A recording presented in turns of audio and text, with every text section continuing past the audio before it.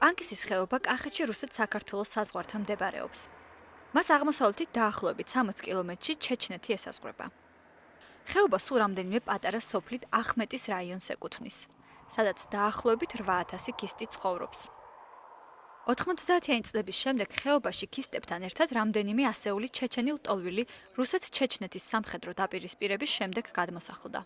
რამდენიმე წელია პანკისის ხეობაში შედარებით სიმშვიდეა. საპრეზიდენტო, საპარლამენტო და თვითმმართველობის არჩევნები აქ რეგულარულად და განსაკუთრებული დარღვევების გარეშე ტარდება. ის თუ როგორ ხედავენ პანკისელი ახალგაზრდები თავის როლს ქართულ სახელმწიფოში, ხშირად ასახავს მათ დამოკიდებულებას არჩევნების მიმართ. არჩევნები როცა მოდის, მაშინ იწყებენ ბევრ რაღაცას, მერე კვდება ეს ყველაფერი, ასე უხეშად რო ვთქვათ, და მე არჩევნების მოახლოვებასთან ერთად 1-2-3 თვით ადრე ისევ იწყებენ რაღაც პროცესებს. თუმცა იმ შუა პერიოდში ახალგაზრდებისთვის ყველაზე მეტად მკვდარია ეს პერიოდი.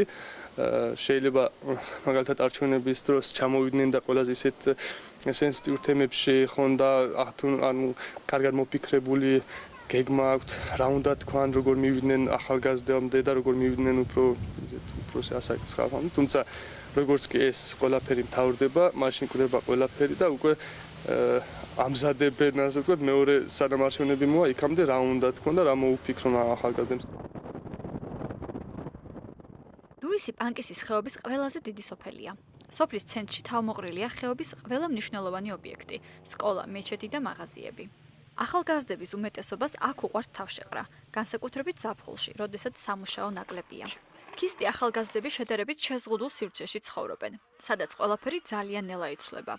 უმუშევრობა და იმის წარმოდგენა, რა ელოდება ხეობაში დარჩენილს, თითქმის არ ცვლის მათ დამოკიდებულებას არჩევნების მიმართ. შესაძლოა ეს ფაქტორები განაპირობებს პანკისელი ახალგაზრდების გულგრილობას არჩევნების და ზოგადად პოლიტიკურ-ეკონომიკური პროცესების მიმართ სახელმწიფოში. თუ ერთი და იგივე მთავრობა რა ვიცი რა უნდა გავაკეთოთ. გიდებიან რა ვიცი რა. არაფერს არ აკეთებ. ეგ არის რა. ეს მთავრობას თავისთვის თავისი ბეიბსკენ ეყურება ყველა. პანკისში, ისევე როგორც საქართველოს სხვა ეთნიკური უმცირესობებით კომპაქტურად დასახლებულ რეგიონებში, არჩევნებში ტრადიციულად სახელისუფლებო პარტია იმარჯვებს. მიუხედავად იმისა, რომ აქ ქართული ენა გაცილებით კარგად იციან, ვიდრე ჯავახეთის სომხებმა და ქვემო ქართლის აზერბაიჯანელებმა, პანკისელი ახალგაზრდები, როგორც წესი, იმ კანდიდატს ანიჭებენ უპირატესობას, ვისაც ადგილობრივი ავტორიტეტები აძლევენ ხმას.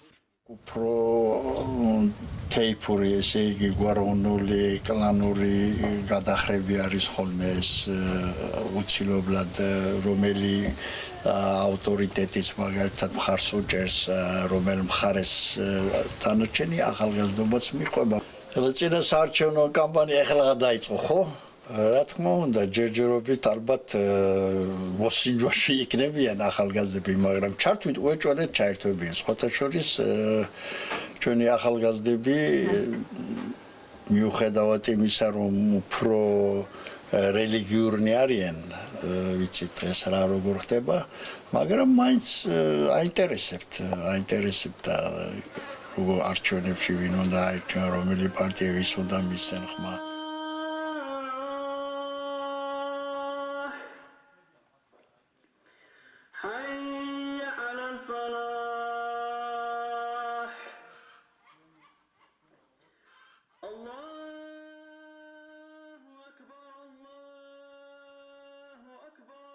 ბოლო დროს პანკისელი ახალგაზრდებისთვის რელიგია არის ერთ-ერთი ძირითადი ფაქტორი, რომელიც მათ ყოფას განაპირობებს.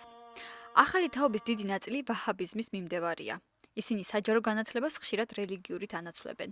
მიუხედავად იმისა, რომ გენდერული თემატიკა პანკისიდან იშვიათად ფიგურირებს მასმედიაში, რეგიონში პატრიარქალური წყობა თვალშისაცემია და ქალის როლი გადაწყვეტილებების მიღების დროს სუსტია. ამ ყველაფერს დაძაბულობას ისიც მატებს, რომ ადგილობრივი ახალგაზრდები ისლამურ სახელმწიფოს რიგებში იბრძვიან. სხვადასხვა ინფორმაციით 50-დან 200-მდე უმეტესად ახალგაზრდა მებრძოლი შეუერთდა აღნიშნულ ორგანიზაციას. ასევე არის ახალგაზრდების სხვა ნაწილი, რომელიც ხეობას უკეთესი ცხოვრების და სამსახურის საძებნელად ტოვებს. სულ იმაზე მედის საუბარი, რომ ხეობა არის რაღაცა პრობლემატური და უფრო ხშირად ჟურნალისტების მხრიდანაც ეს შეიძლება ითქვას გარკვეული პოლიტიკური ძალების მხრიდანაც არის ხოლმე ისეთი კონტექსტში აღებული ლაპარაკი რომ ხეობა არის რაღაც შეიძლება ითქვას ძალიან ცუდი შედარება არის რომ რაღაც დაძაბულობის საქმეყანაში დაძაბულობის რაღაცა ფაქტორი ან შეიძლება უფრო მეტიც ხო რაღაცა ან ტერორისტები ან ბანდიტები და ეს რაღაცებს გვაკერავენ ხოლმე ამიტომ ეთყობა უფრო განაცხენებაც არის და უფრო ნაკლებად ზრუნავენ ამ საკითხთან დაკავშირებით. უფრო ამ რელიგიური კუთხით უფრო როგორ ვთქვა, უფრო ამ რელიგიურ სფეროში ვინც ღრმად არის ჩამჯდარი ხომ? აი იმის იქით რომ არ სურთ გაიხედონ. აი ასეთებიც არიან. თავისთავად ცხადია და მათთვის მართლაც სულ ერთია რომელი ხელისუფლება იქნება ან რომელი პარტია მოვა ხელისუფლებაში ინერციით კვლავაც მოყვება ჩვენ ეს რატომღაც სრულწმენა ესე ვთქვათ რომ ყველაფერი არის მაინც მთავრობის ხელში და მოსახლეობა და არჩევნები ვერ წყვეტს ვერაფერს რაც რა თქმა უნდა არის მართალი ეს დაამტკიცა ჩვენმა უახლესპე ისტორიამ უკვე და სამწუხაროდ ასევე არსებობს პრობლემა რომ ეთნიკური უმცირესობების ინტეგრაცია საკმაოდ ისე ვთქვათ დაბალია, არ არიან ისინი ბოლომდე ჩართულები აქტიურად პოლიტიკურ საზოგადოებრივ ცხოვრებაში და ეს ორი ფაქტორი ერთობლივად ახდენს ამ გავლენას, ალბათ რომ მან დამაინც ახალგაზრდები ჩვენ ეთნიკური უმცირესობები და მან დამაინც არ აქტიურობენ. რა თქმა უნდა, ჯერო მუშაობა მეტი იმაზე რომ მოხდეს მათი უფრო მეტი ჩართულობა, მეტი ინტეგრაცია სოციალური პოლიტიკურ საზოგადოებრივ ცხოვრებაში.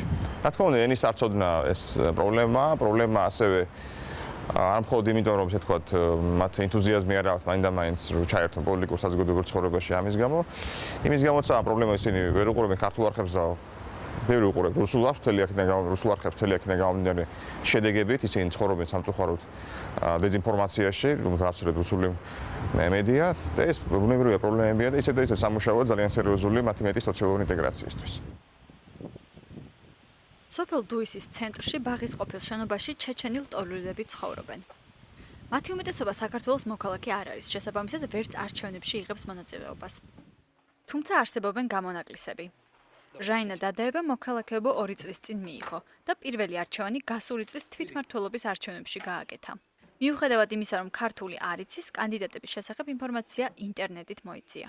Например, мои одноклассники со мной, они тоже ходили на выборы. Все знакомые, которых я знаю, некоторые, но большинство, они участвуют в выборах. Было бы хорошо, если бы было больше информации, чтобы молодежь знала, как важно голосовать и какая больше информации о выборах, чтобы было. Чтобы провели тренинги больше. პანკისელი თანატოლების დიდი ნაწილის პასიურობის მიუხედავად, მარიანა ქავთარაშვილი აპირებს, რომ თავისი მოქალაქეობრივი ვალი საარჩევნო ყუთიდან ყოველ არჩევნებზე მოიხადოს. სრულწლოვანი წელს გახდა, ამიტომ პირველად მომავალი წლის საპარლამენტო არჩევნებზე მიიღებს მონაწილეობას.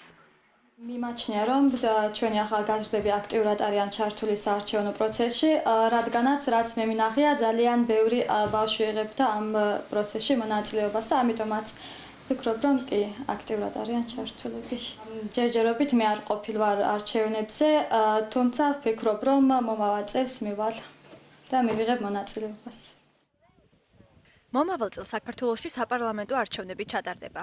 პანკისელმა ახალგაზრდებმა არჩევნების შესახებ იციან, თუმცა საარჩევნო ნიუანსებით განსაკუთრებულად არ ინტერესდებიან.